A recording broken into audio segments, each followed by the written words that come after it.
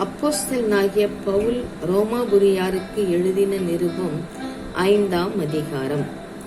இவ்விதமாக நாம் விசுவாசத்தினாலே நீதிமான்களாக்கப்பட்டிருக்கிறபடியால் நம்முடைய கர்த்தராகிய இயேசு கிறிஸ்து மூலமாய் தேவனிடத்தில் சமாதானம் பெற்றிருக்கிறோம்.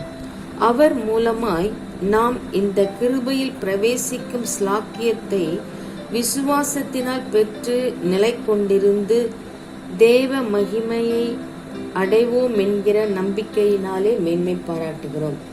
அது மாத்திரமல்ல, உபத்திரவம் பொறுமையையும், பொறுமை பரீட்சையையும், பரீட்சை நம்பிக்கையையும் உண்டாக்குகிறதென்று நாங்கள் அறிந்து உபத்திரவங்களிலேயும் மேன்மை பாராட்டுகிறோம். மேலும் நமக்கு அருளப்பட்ட பரிசுத்த ஆவியினாலே தேவ அன்பு நம்முடைய இருதயங்களில் ஊற்றப்பட்டிருக்கிறபடியால் அந்த நம்பிக்கை நம்மை வெட்கப்படுத்தாது. அன்றியும் நாம் பலனற்றவர்களாய் இருக்கும் போதே குறித்த காலத்தில் கிறிஸ்து அக்கிரமக்காரருக்காக மரித்தார். நீதிமானுக்காக ஒருவன் மரிக்கிறது அரிது, நல்லவனுக்காக ஒருவேளை ஒருவன் மரிக்க துணிவான். நாம் பாவிகளாய் இருக்கையில் கிறிஸ்து நமக்காக மரித்ததினாலே தேவன் நம்மேல் வைத்த தமது அன்பை விளங்க பண்ணுகிறார்.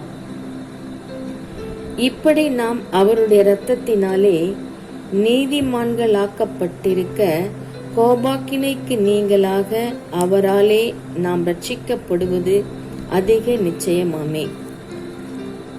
நாம் தேவனுக்கு சத்துருக்களாய் இருக்கையில் அவருடைய குமாரனின் மரணத்தினாலே அவருடனே ஒப்புரவாக்கப்பட்டோமானால், ஒப்புரவாக்கப்பட்ட பின் நாம் அவருடைய ஜீவனாலே ரட்சிக்கப்படுவது அதிக நிச்சயமாமே.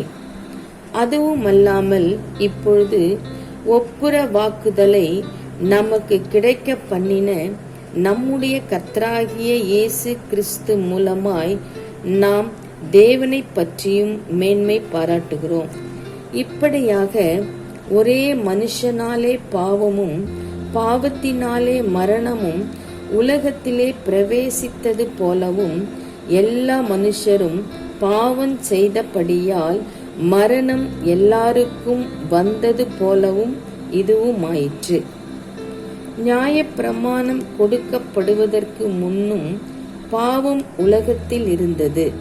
நியாயப்பிரமாணம் இல்லாதிருந்தால் பாவம் எண்ணப்பட மாட்டாது. அப்படி இருந்தும் மரணமானது ஆதாம் முதல் மோசே வரைக்கும் ஆதாமின் மீறுதலுக்கொப்பாய் பாவம் செய்யாதவர்களையும் ஆண்டு கொண்டது. அந்த ஆதாம் பின்பு வந்தவருக்கு முன்னடையாளமானவன். ஆனாலும் மீறுதலின் பலன் கிருபை வரத்தின் பலனுக்கு ஒப்பானதல்ல. எப்படி எனில், ஒருவனுடைய மீறுதலினாலே அநேகர் மரித்திருக்க தேவனுடைய கிருபையும் இயேசு கிறிஸ்து என்னும் ஒரே மனுஷனுடைய கிருபையினாலே வரும் ஈவும் அநேகர் மேல் அதிகமாய் பெருகி இருக்கிறது. மேலும் ஒருவன் பாவம் செய்ததினால் உண்டான தீர்ப்பு தேவன் அருளும் ஈவுக்கு ஒப்பானதல்ல. அந்த தீர்ப்பு ஒரே குற்றத்தின் நிமித்தம் ஆக்கினைக்கு ஏதுவாயிருந்தது. கிருபை வரமோ அநேக குற்றங்களை நீக்கி நீதி விளங்கும் தீர்ப்புக்கு ஏதுவாயிருக்கிறது. அல்லாமலும் ஒருவனுடைய மீறுதலினாலே அந்த ஒருவன் மூலமாய் மரணம் ஆண்டு கொண்டிருக்க கிருபையின் பரிபூரணத்தையும் நீதியாகிய ஈவின் பரிபூரணத்தையும் பெறுகிறவர்கள் இயேசு கிறிஸ்து என்னும் ஒருவராலே ஜீவனை அடைந்து ஆளுவார்கள் என்பது அதிக நிச்சயமாமே. ஆகையால் ஒரே மீறுதலினாலே எல்லா மனுஷருக்கும் ஆக்கினைக்கு ஏதுவான தீர்ப்பு உண்டானது போல ஒரே நீதியினாலே எல்லா மனுஷருக்கும் ஜீவனை அளிக்கும் நீதிக்கு ஏதுவான தீர்ப்பு உண்டாயிற்று. அன்றியும் ஒரே மனுஷனுடைய கீழ்ப்படியாமையினாலே அநேகர் பாவிகளாக்கப்பட்டது போல ஒருவருடைய கீழ்ப்படிதலினாலே அநேகர் நீதிமான்களாக்கப்படுவார்கள். மேலும் மீறுதல் பெருகும்படிக்கு நியாயப்பிரமாணம் வந்தது.